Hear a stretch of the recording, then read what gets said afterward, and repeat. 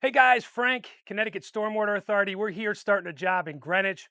We're about a day and a half underway. Things are moving along quickly, and I want to just orientate you to the house, what we're doing here, and how things look around this property.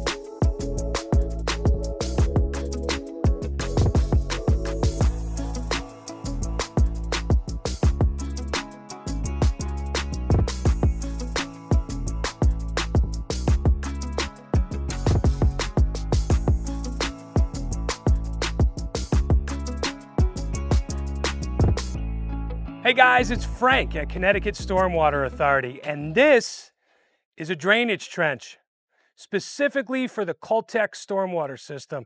We've dug our depths to meet the CULTEC 330 XL HD chamber.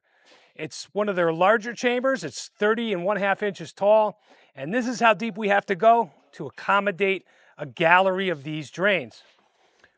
What we do specifically with the water that enters those chambers is called infiltration, and that means we're injecting it back into the earth. The way to do that, first and foremost, is to make sure you have a very clean and pristine system. Nothing can get inside except water. We don't want dirt, we don't want debris, we don't want leaves. We only want clean water inside, and that'll make this system last a long time and perform at its optimal peak performance. You see a little bit of drainage stone in the corner here. We're still backfilling. We're waiting on a new truck of stone. They just ran out to pick up some more. We have that bed at 12 inches depth. That's pretty substantial. That drainage stone holds water in of itself. Once we get enough to accommodate 12 inches of base, we then level it out, make it nice and level and smooth, and drop our chambers on. And they all interlock. In this particular trench, we're going to have 10 of them. The other critical element on a system is non-woven geo-textile fabric. What is that? Well, basically it's a very heavy-duty filter fabric, very robust and thick, and that allows us to keep debris out, keep dirt out, keep the drainage stone clean. It also helps keep tree roots and any kind of rootage that's drawing towards the water source out of our trench. We don't want them in here. We don't want them not gnarling up and knotting up inside of our chambers. Clean and pristine. So this filter fabric is critical. We see this missing quite often in a lot of systems that are done wrong. Not in ours. We use a ton of it. When we're done with our chamber install, we backfill. We put 6 inches of cover on top of those chambers, and then we add more filter fabric, and it encapsulates the entire system. Keeps everything clean. Then we'll add some more stone on top of the fabric to keep it down. And then we'll add some native soil to backfill and level it out with grade. I'm just about 6 feet tall. You can see how deep this trench is. This is a swimming pool. It's incredible how much earth we move to create these systems. But I wanted to get inside so you can visualize just how big these trenches are. All right, we're over here in the driveway, and what I wanted to show you, I took delivery of these about a week ago, are these precast concrete trench drains. These are massive. This is our preference. We use these oversized, heavy-duty trench drains as often as possible, especially on big houses where it absolutely requires it. The driveway has a lot of square footage. The driveway gets inundated with water, and at freak flash floods, a lot of water gets directed at the garages. In that case, you can't really use these small, undersized drainage DIY products that I see maybe on the shelf at Home Depot. Do they do something? Yes, they're more so made for around walkways or small hardscape features in the backyard, that type of deal. These are the real deal. These are massive. These are 6 feet long. They weigh thousands of pounds. We need a heavy, excavator to pick these up and move them into place. And they're also gigantic. Inside diameter here, inside measurement, 6.5 inches wide at the base, and then it flares up to 9 inches at the top. But the depth is what's critical. The depth is 14.5, 15 inches in depth.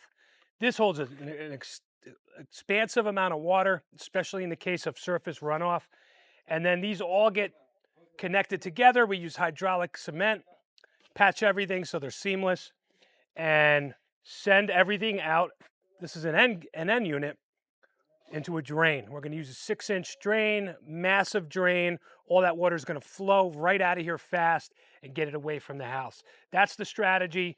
To put these in, it's a pretty major undertaking. We saw cut the asphalt. We pick all of that out neatly so we have a nice clean seam. And then we bring in the machine or even hand dig with shovels and picks and jackhammers to loosen up the soil below the asphalt and get our depth. In this case, this is 20 inches, and we go probably 22 inches so that we have a little bit of space to play and work and get pitch with our units.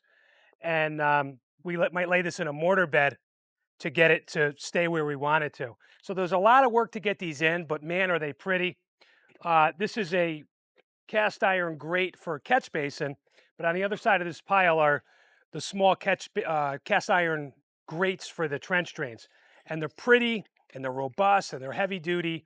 Obviously, you could drive all over them, and it's going to save this house and just do the right thing for the driveway from a drainage perspective.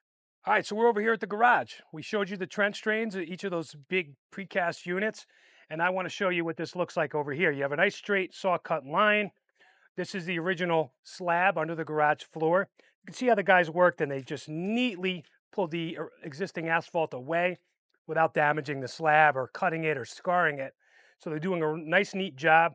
We're already down below the asphalt into process, which is laid down underneath the asphalt driveway, and they're going to start to dig to create a trench for us. In this particular house, we have these columns, these square columns. They're decorative. They don't really support the house, but they look nice. So, we have to kind of jog around them, but that's not our intention. We're going to cut again, and we're going to set our drains out here. And what we'll wind up doing is, with the homeowner's approval, using a Belgium block to create a border between our trench drain and the entry to the garage, much like the border you see elsewhere on this driveway. It makes sense. It's a little bit more expensive, but it's going to look beautiful, and everything will tie in nicely.